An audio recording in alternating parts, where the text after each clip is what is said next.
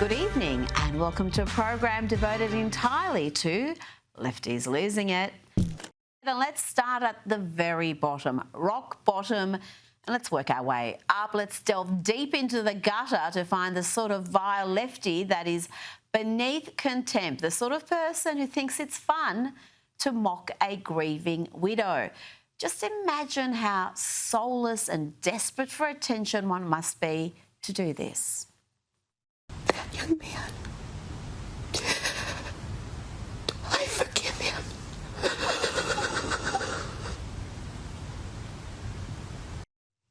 Yep, that was the miserable former Fairfax columnist Clementine Ford, and she not only mocked Erica Kirk but also shared these callous and frankly batshit crazy comments for young men mourning the loss of a great man. Like, his most ferocious male fans are so fucking gay for him. They're all crying out of their penises in my messages. You're so mean. You're a fucking fat. You have no morals. Charlie's dead. That's the modern left for you. They are as toxic and thick in Australia as they are in the US and the UK. Now let's go to the US and hear from another scrote. This one sounds demonic. Hey MAGA, how bad does it hurt? The Jimmy Kimmel's back, but you guys can't get your person back.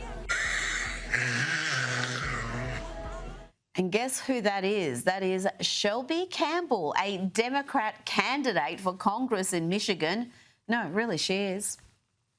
Hi Michiganders, specifically Detroiters. Do you guys care that Charlie Kirk has passed away? Yeah, I didn't think so because my district is primarily black people and Charlie Kirk said awful things about black people. So no, I think my district will like me because I advocate for them as a white person. So Charlie Kirk did not say terrible things about black people, and she must have a very low opinion of black people if she thinks they support that sort of ugliness. Now, let's check in on the body positivity movement. One of their biggest, excuse the pun, activists is Tess Holliday, who is taking a stand. She is blocking family and friends, anyone who does not subscribe to her worldview. I literally blocked my brother yesterday. I'm not speaking to my mom, my stepmom, my dad. I'm collecting them like Pokemon. I'm like, who can I block next? And it stinks, but I just think that you have to stand for something. And I think as you get older or mature, and I feel like you guys are already far more mature than I was at your age, you have to stand for what matters to you, and when you see things happening, you have to say something, in my opinion. And I understand that there's like safety concerns, and I have a lot of privilege as a cis white woman saying those things. Look, I'm just happy the Ozempic dodger is taking a stand, because standing will involve some movement, and anything that gets her moving I think can only be a positive. Now to tennis legend Serena Williams, who decided that she was bored with her vast wealth, her charmed life. She was going to find some way to play the victim. Even in the luxurious surrounds of a New York City hotel, she somehow found a way. Bravo, Serena, bravo. All right, everyone, how do we feel about cotton as decoration? Personally, for me, it doesn't feel great. So actually, it feels like nail polish for cotton, natural.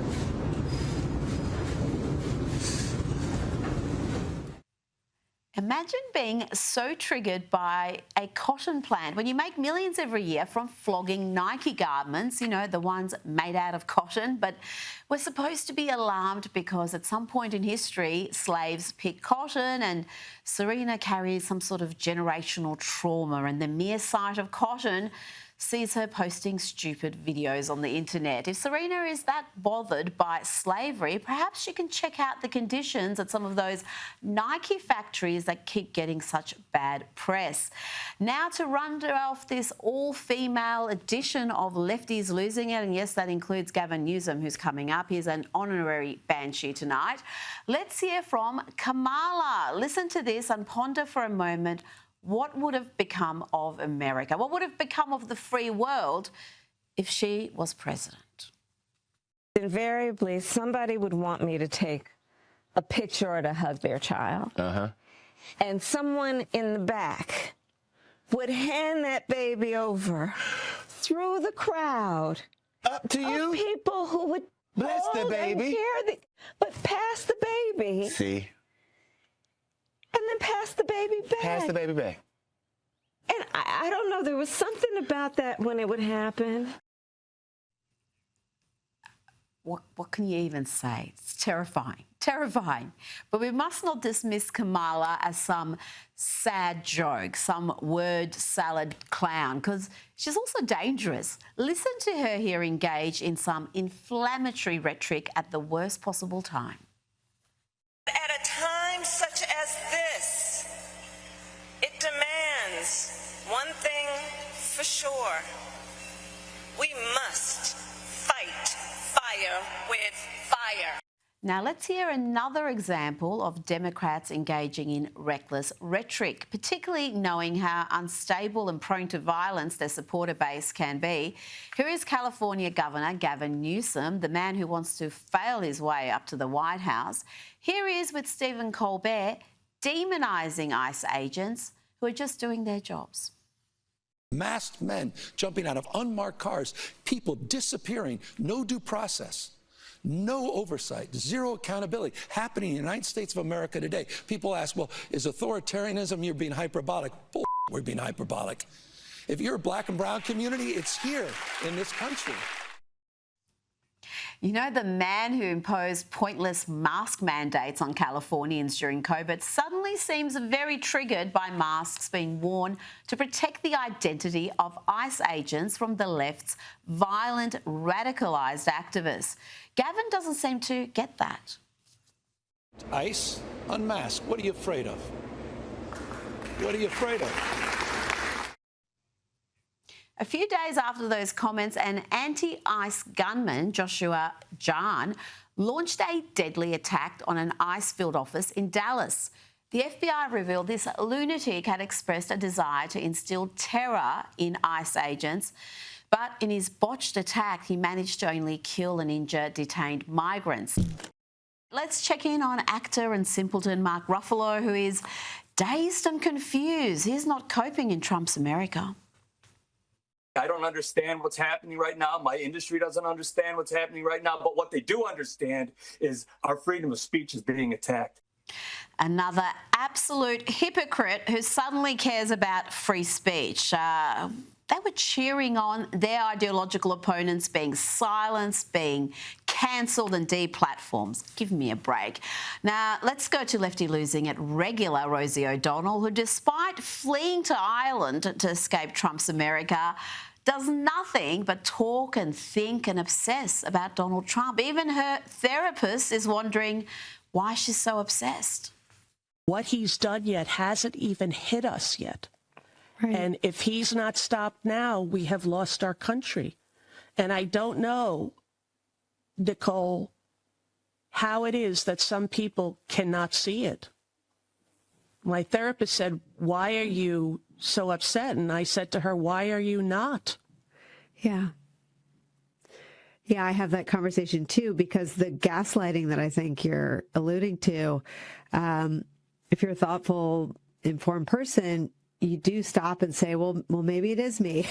Yes, even her therapist thinks she needs to find some perspective, but not MSNBC anchor Nicole Wallace, who is matching Rosie in the loopy stakes.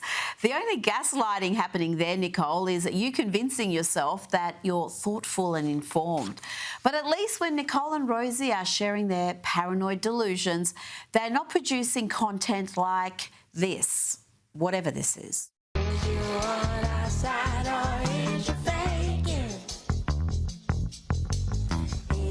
Trying to leak our information. Is you a prophet or is you for profit? Is you for yourself or for the nation? You know, the left suffer from the delusion that if they repeat a lie often enough and they really, really want it to be true, then it is. We've heard them repeat the same dangerous lies about Donald Trump for years, from the Russian collusion hoax to the Fine People hoax. Now there is another lie being put forward by failed Vice President and failed presidential candidate Kamala Harris. She keeps saying this despite it being verifiably false. And it ended up being the closest presidential election in the 21st century. The closest presidential election in the 21st century? An out-and-out lie, Kamala. She lost by a huge margin. She not only lost the Electoral College by a huge margin, she lost every swing state. She also lost the popular vote. Trump was the first Republican to win the popular vote in 20 years. But did Rachel Maddow correct that obvious lie? Well, of course not. And Kamala was off to The View to repeat that same lie. It is the closest presidential race in the 21st century in terms of the outcome. Wow. The closest. Yes, the idiot View crowd are going to clap along like trained seals to anything, but there were 6 highly paid View co-hosts on the desk with Kamala. Not one of them corrected that outrageous lie. And emboldened by her bold-faced lies being accepted as gospel, Kamala repeated that line at her old college. Here she is at Howard University. Closest election for President of the United States in the 21st century. Wow, I know that's real. The Howard grad did that here. And a Howard grad did it.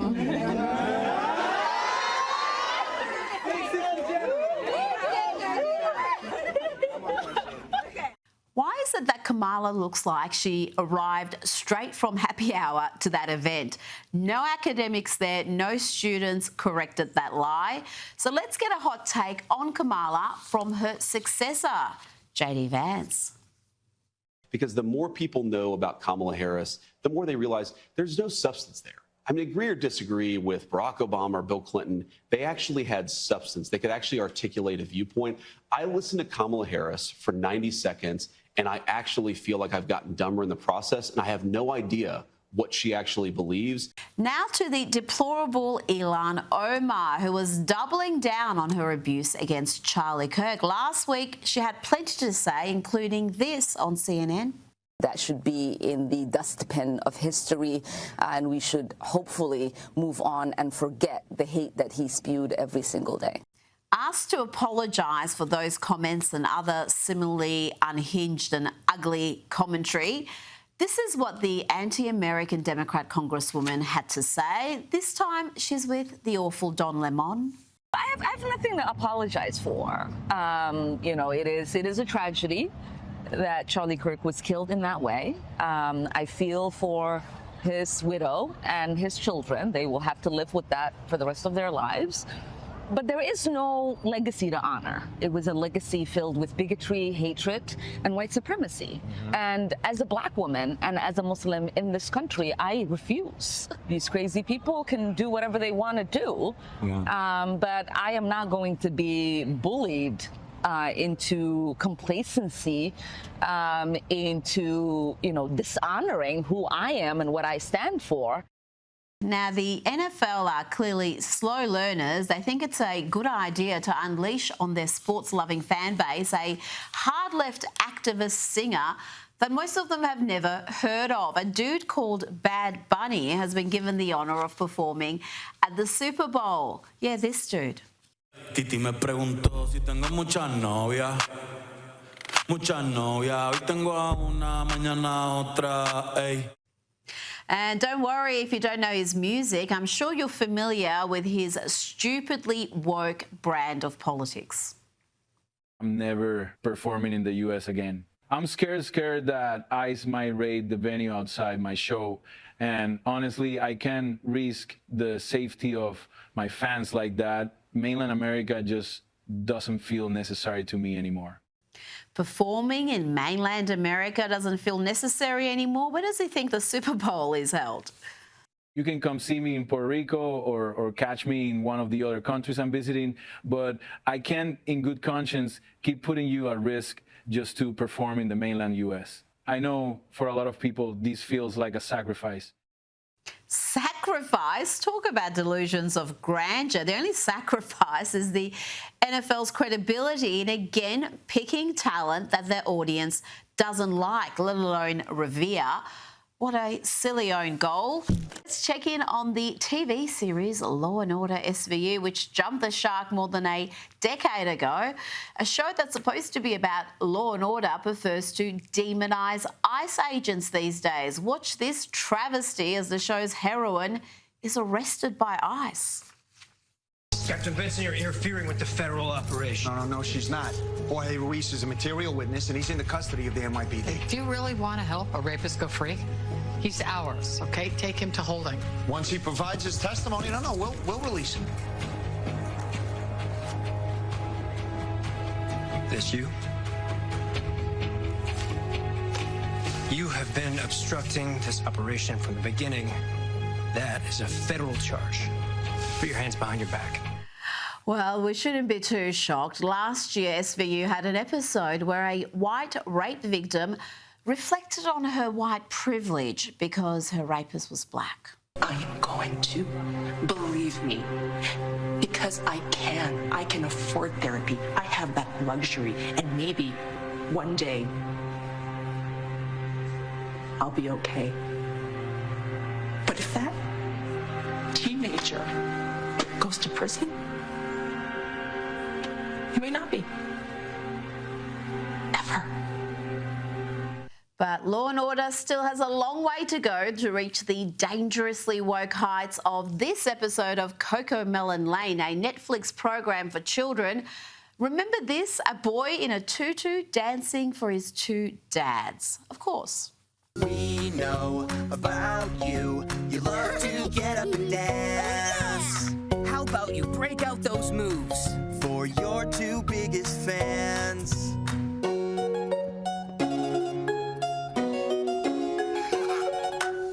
If you're not sure what to choose, think about all the things you like to do. Wow. Okay, now to Randy Windgarden, the hard left activist paid $500,000 to be the president of the American Federation of Teachers. She's determined to whip up maximum fear and hysteria. Here she explains why she's wearing a paperclip. There is a reason why in Norway, when the Nazis took over Norway, that's why I'm wearing this paperclip. I wear two things now. The American flag, nobody can take patriotism away from me, and a paperclip. What did the teachers in Norway do when there was the Nazi occupation? They started wearing paperclips. That's the sort of deranged rhetoric that could incite crazy people to commit acts of violence. And never forget that that mad banshee was allowed to direct government policy on things like masking and school closures under the Biden administration. Now, let's check in with the ladies of The View, who are all triggered by the notion that members of the armed forces should actually be fit for service. Pete Hegseth spoke to U.S. military leaders from around the world to lay out his very retro vision for our armed forces. Watch. This administration has done a great deal from day one to remove the social justice, politically correct, and toxic ideological garbage that had infected our department. We are done with that. It's tiring to look out at combat formations, or really any formation, and see fat troops.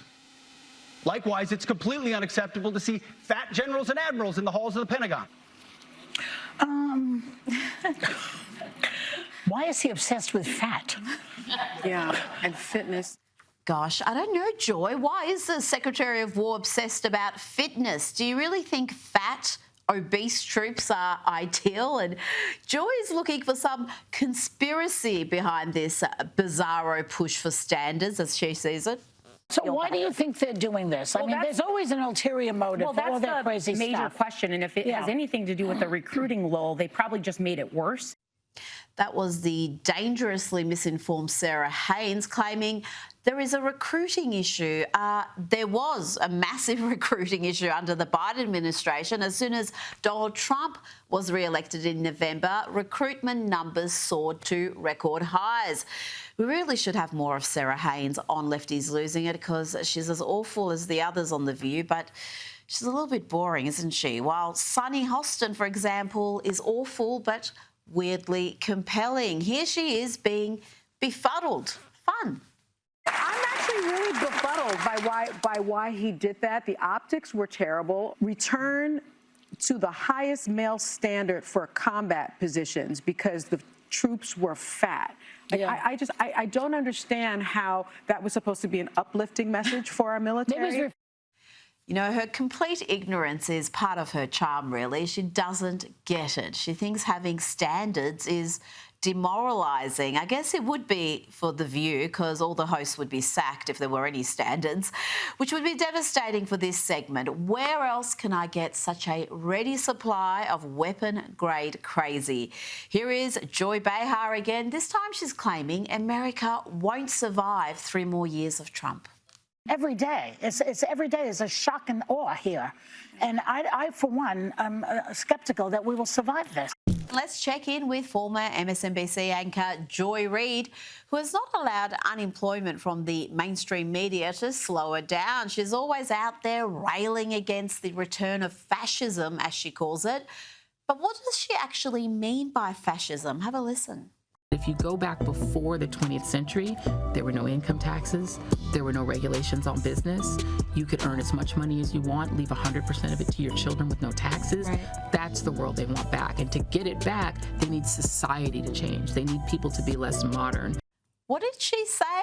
Earn as much as you want and leave it to your children with no taxes? That's the world they want? Trust Joy Reid to make fascism sound awesome. Now to another confused, sad case. Stephen Colbert, the bitter activist masquerading as a comic, has been losing it again over, you guessed it, Donald Trump. Trump always has an ulterior motive, and it's always being a jerk. Because take a look at the video the White House released. There's Obama, and there's Trump, and oh, hardy har har, it's Biden as an auto pen. And I know, that's so childish. Childish, it's hilarious. That's what that is, and accurate too. At the very least, you think a comic would appreciate the humour in that, the wit. But no, Colbert is so bitter and twisted that he has given up any attempt at genuine humour. This is the best he's managed to do in recent years. The vaccine.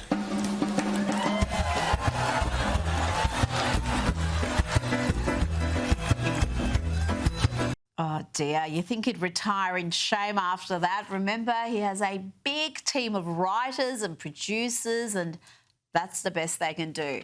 And the laughs did not come when Colbert was joined by another highly paid leftist activist masquerading as a comic, Jimmy Kimmel, who is still playing the victim and blaming Donald Trump for his temporary suspension after he deliberately lied about Charlie Kirk's assassin. Did you ever think the President of the United States would be celebrating your unemployment? I mean, that son of a bitch, you know, is really unbelievable. Mr. Son of a bitch. I mean, Mr. Son of a bitch. His royal. Yes. Yeah, no, I never imagined that we'd ever have a president like this. And I hope we don't ever have another president like this again. I mean, I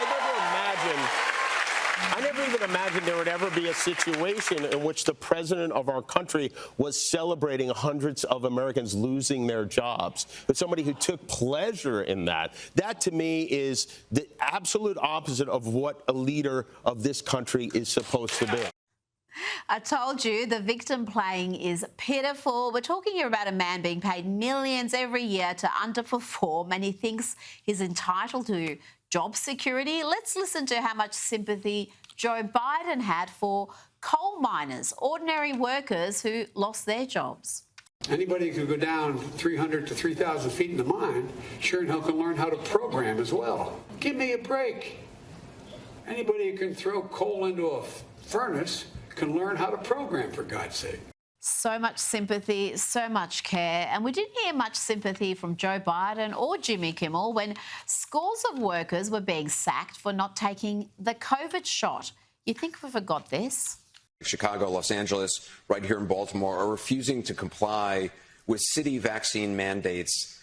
I'm wondering where you stand on that. Should police officers, emergency responders be mandated to get vaccines? And if not, should they be stay at home or let go? Yes and yes.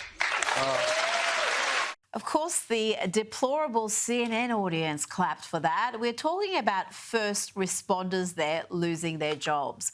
But the Democrats, including Jimmy Kimmel, didn't want them just to lose their jobs. They want them deprived of vital medical care. Dr. Fauci said that if hospitals get any more overcrowded, they're going to have to make some very tough choices about who gets an ICU bed. That choice doesn't seem so tough to me. Vaccinated person having a heart attack? Yes, come right on in. We'll take care of you. Unvaccinated guy who gobbled horse goo? Rest in peace, Wheezy. Gosh, he's awful, and yet he believes he's deserving of sympathy. Sympathy he didn't show coal miners or first responders or Tucker Carlson when he lost his job. Which means he was fired. I mean, that's really what parting ways means. What a shock. I mean, what an absolutely delightful shock this is.